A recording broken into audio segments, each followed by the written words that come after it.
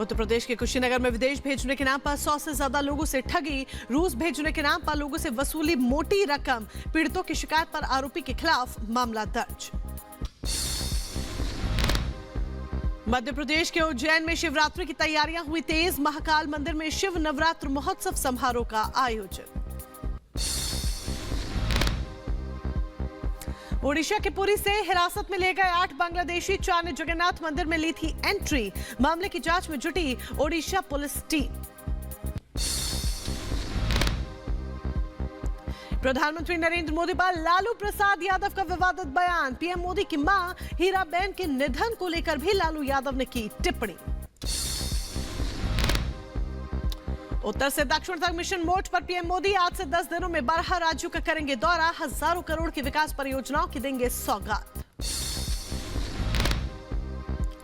आज तेलंगाना के दौरे पर रहेंगे पीएम मोदी, आदिलाबाद में करेंगे चुनावी सभा, कई विकास परियोजनाओं की भी रखेंगे आधारशिला। प्रधानमंत्री नरेंद्र मोदी तेलंगाना को 800 मेगावाट क्षमता के विद्युत संयंत्र की देंगे सौगात, रामागुंडम एनटीपीसी तापीय विद्युत संयंत्र का करेंगे लोकार्पण। मंत्रिपरिषद की बैठक में बोले पीएम मोदी ने मंत्रियों को सोच समझकर बोलने की दी नसीहत, कहा विवादित बयानों से बचे मंत्री, डिफेक से सावधान रहने की जरूरत।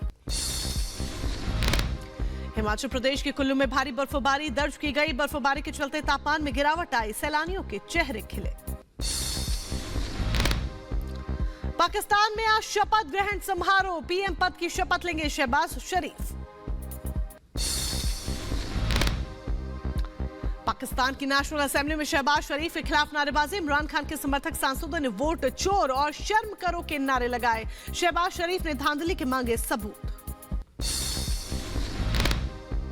इजरायल ने गाजा सहायता काफिले पर हमले के दावे को नकारा, कहा आईडीएफ की ओर से नहीं किया गया कोई भी अटैक, भगदड़ के चलते मारे गए ज्यादातर लोग।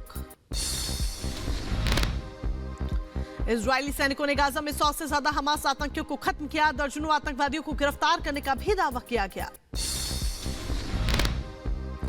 दक्षिणी इजरायल की ओर से गाजा में हमास आतंकियों के ठिकानों पर अटैक, विस्फोट के बाद दिखा धुएं का बड़ा गुब्बार। पश्चिमी खान यूनिस में इजरायल ने किया हवाई हमला, आईडीएफ ने वीडियो जारी कर जानकारी दी, हमास आतंकियों का बुनियादी ढांचा नष्ट करने का दावा। सेंट्रल गाजा के दीर अल बलहा में इजरायली सेना का हमला, 2 हमलों में 5 लोगों की मौत का दावा, 4 जख्मी हुए।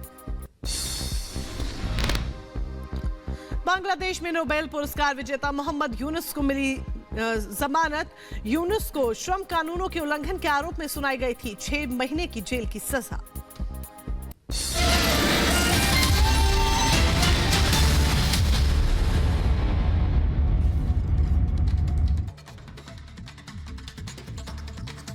और चलिए अब आगे बढ़ते हैं। बीजेपी हर बार की तरह इस बार भी चुनावों के ऐलान से पहले ही एक्शन मोड में आ चुकी है।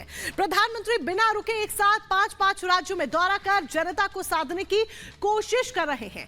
आज से एक बार फिर प्रधानमंत्री नरेंद्र मोदी 3 दिनों के दौरे पर हैं, जहां पर वो करोड़ों रुपए की सौगात राष्ट्र को सौंपने जा रहे हैं। किन राज्यों को पीएम की मेगा सौगात मिलने वाली है, इस रिपोर्ट के जरिए जरा देखिए।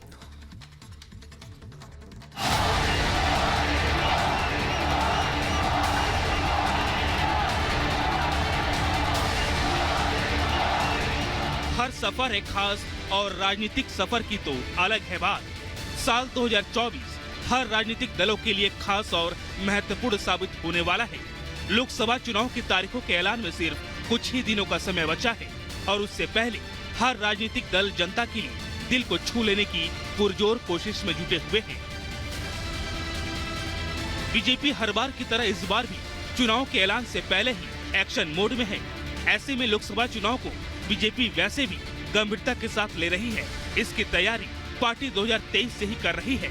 इसी कड़ी में अब बीजेपी जैसे जैसे चुनाव नजदीक आ रहे हैं, वैसे वैसे खुद को और भी ज्यादा एक्टिव कर रही है। चुनाव हो और प्रधानमंत्री नरेंद्र मोदी एक्शन में ना हो, ऐसा हो ही नहीं सकता। चुनाव के करीब आते ही मोदी एक बार फिर से 2 गुना तेजी से एक्टिव हैं।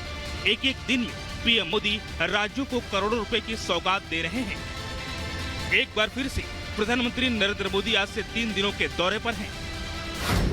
जिसमें वो तेलंगाना, तमिलनाडु, ओडिशा, पश्चिम बंगाल और बिहार में मेगा सौगात देंगे। इन 5 राज्यों के दौरे की शुरुआत सबसे पहले पीएम मोदी तेलंगाना से करेंगे, फिर तमिलनाडु का रुख करेंगे।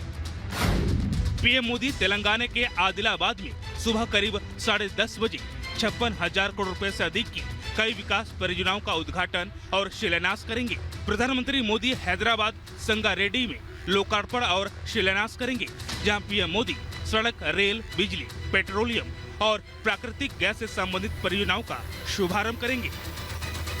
इसके बाद पीएम मोदी करीब 3:30 बजे तमिलनाडु के कलपक्कम में भाविनी जाएंगे, जहां पीएम 500 मेगावाट क्षमता की भारत के स्वदेशी प्रोटोटाइप फास्ट ब्रीडर रिएक्टर की कोर लैंडिंग की शुरुआत करेंगे। ये भारत के परमाणु ऊर्जा कार्यक्रम में एक ऐतिहासिक उपलब्धि है।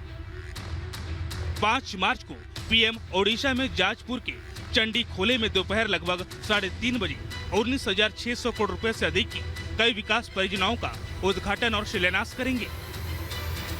पीएम मोदी 6 मार्च को सुबह करीब 10:15 बजे पश्चिम बंगाल की राजधानी कोलकाता में 15,400 करोड़ रुपए की कई कनेक्टिविटी परियोजनाओं का उद्घाटन और शिलान्यास करेंगे।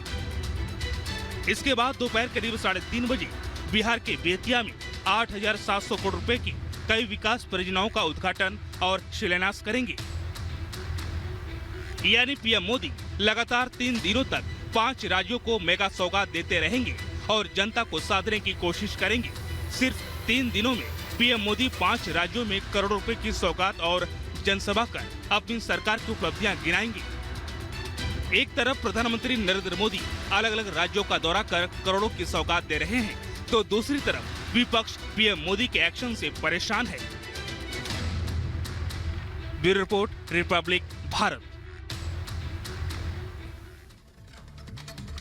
तो प्रधानमंत्री नरेंद्र मोदी के धुआंधार दौरे देखने को मिल रहे हैं। तूफानी दौरों का असर भी साफ सीधे तौर पर देखने को मिल रहा है। 10 मार्च को प्रधानमंत्री नरेंद्र मोदी की रैली है उत्तर प्रदेश में, जो कि 80 सीटों पर एक बड़ा असर डालती हुई नजर आएगी। इसके बाद पश्चिम बंगाल की बात कर लीजिए, 42 सीटें पश्चिम बंगाल में हैं और 6 मार्च को प्रधानमंत्री नरेंद्र मोदी पश्चिम बंगाल में मौजूद रहने वाले हैं और सीधा असर पश्चिम बंगाल में देखने को मिलेगा, क्योंकि जब विपक्ष के गढ़ में प्रधानमंत्री दहाड़ेंगे तो उसका असर होगा। गुजरात की भी बात कर लीजिए, 12 तारीख को गुजरात में प्रधानमंत्री नरेंद्र मोदी मौजूद रहने वाले हैं और सीधा जो प्रभाव होगा वो 26 सीटों पर पड़ेगा। इसके अलावा बात राजस्थान की भी यहां पर कर लीजिए, कोई राज्य पीएम नहीं छोड़ने वाले हैं। 12 मार्च को राजस्थान में मौजूद रहेंगे, सीधा जो इफेक्ट होगा 25 सीटों पर। तेलंगाना में 4 मार्च को मौजूद रहने वाले हैं, 17 सीटों पर असर डालते हुए प्रधानमंत्री नरेंद्र मोदी के कार्यक्रम नजर आएंगे। असम में 8 मार्च को मौजूद रहेंगे, 14 सीटें हैं असम की, तो जरा सोचिए कितना प्रभाव पड़ेगा। दिल्ली में 7 सीटें हैं और 7 मार्च को ही दिल्ली में अनेकों कार्यक्रम का हिस्सा पीएम मोदी बनेंगे। इसके अलावा बात जम्मू कश्मीर की भी यहां पर कर लीजिए, 7 मार्च को जम्मू कश्मीर में भी पीएम नरेंद्र मोदी रहने वाले हैं। 6 सीटें जम्मू कश्मीर से आती हैं और 2 सीटें 9 मार्च को यहां पर आप देख लीजिए कि प्रधानमंत्री नरेंद्र मोदी रहने वाले हैं आंध्र में। तमिलनाडु की भी बात कर लीजिए, 39 सीटें तमिलनाडु से और 4 मार्च को तमिलनाडु का पीएम नरेंद्र मोदी का ये कार्यक्रम रहने वाला है। यानी कि आप देखिए कि आज से पीएम के कार्यक्रम शुरू हो रहे हैं, जो कि अनवरत जारी रहने वाले हैं, शायद तब तक जब तक चुनाव के लिए बिगुल नहीं बच जाता है। ओडिशा की बात कर लीजिए, 5 मार्च को ओडिशा में रहेंगे। बिहार में 6 मार्च को मौजूद रहेंगे, 40 सीटें बिहार राज्य में हैं, सीधा असर डालते हुए नजर आएंगे। तो 12 राज्यों का ये तूफानी दौरा और सीधे जो असर पड़ेगा 319 सीटों पर प्रधानमंत्री नरेंद्र मोदी के इन दौरों का असर देखने को मिलेगा और इसका जो सीधा प्रभाव है वो कहीं ना कहीं चुनावों पर भी असर डालता हुआ नजर आएगा। बिहार की भी हमने बात की है, अलग अलग राज्यों की हमने बात की है, तो जब बिहार के हम यहां पर बात करते हैं तो देखिए बिहार में आज विपक्ष का जमावड़ा लगा हुआ है, जहां पर विपक्ष के कई बड़े नेता शामिल रहे। ये रैली विपक्ष को एकजुट करने से ज्यादा प्रधानमंत्री नरेंद्र मोदी पर तीखी टिप्पणी करने की थी। बीते दिन ये रैली होती है। जी हां, लालू ने परिवारवाद पर बोलते बोलते कुछ ऐसा बोल दिया कि जिसके बाद एक बार फिर से सियासी संग्राम छिड़ गया है। रिपोर्ट देखिए।